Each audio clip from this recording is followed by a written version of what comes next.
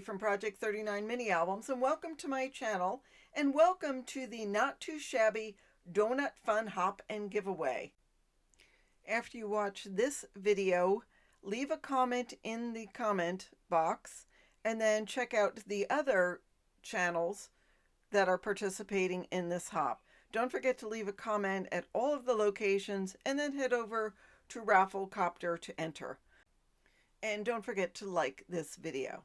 So what I am doing is choosing a couple of the donuts to make stamps with, and then I'm going to color them. I'm using my alcohol markers, and it really doesn't matter what brands. I'm taking 3 shades of a brown, coloring it with the lightest shade, and then adding a little bit of shadow with the medium shade, and then just a touch of the darkest shade. There's really not too much area here to play with, so I'm not worrying about it being perfect. And then I head over to the purple area and color it all in with, not purple, pink.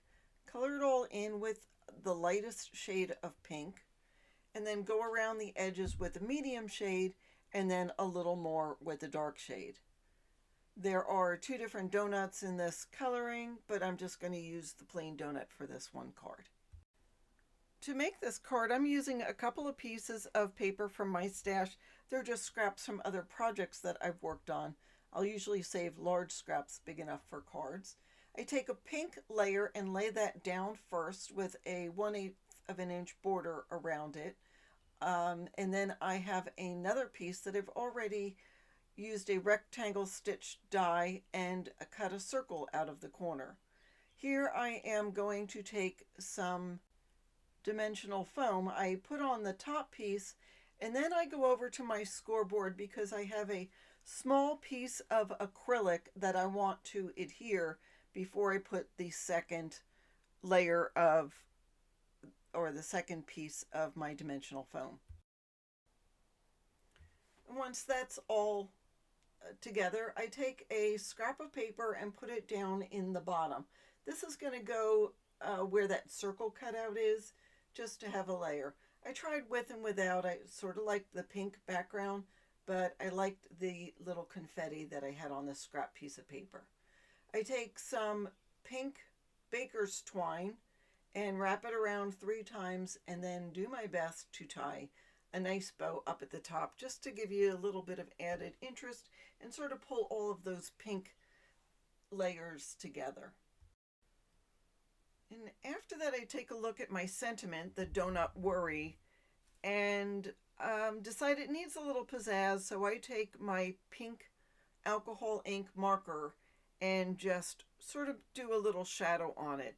It adds a little bit of color and again pulls everything together. And then I determine the placement on it, add some glue, and put it on the card. Before I add the final details, I'm going to work on the inside, so I cut a piece of that matching pink cardstock and put it on the inside of the card.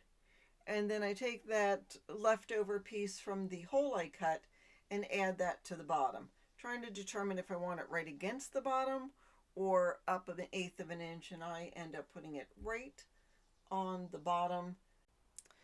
And I grab my pink alcohol markers and work on the Be Happy sentiment and just add some shadows again, just so everything blends in together. And then as a final touch, I have some teeny tiny strips of paper, and I have colored them with alcohol markers, and I place them on the card close to the circle.